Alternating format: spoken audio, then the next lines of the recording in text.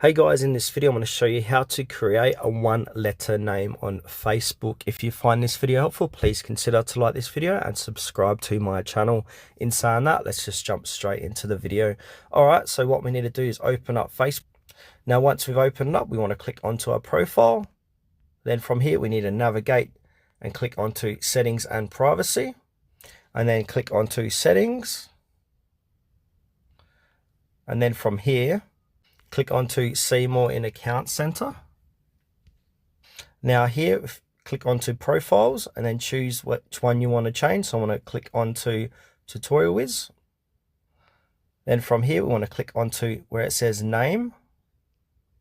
And now what I'm going to do, I'm just going to show you that I'm going to change this to one letter. Click on save. But once you've done that, your name has been successfully changed to a one letter, as you can see on my screen. So if I go back to my profile, where are we here?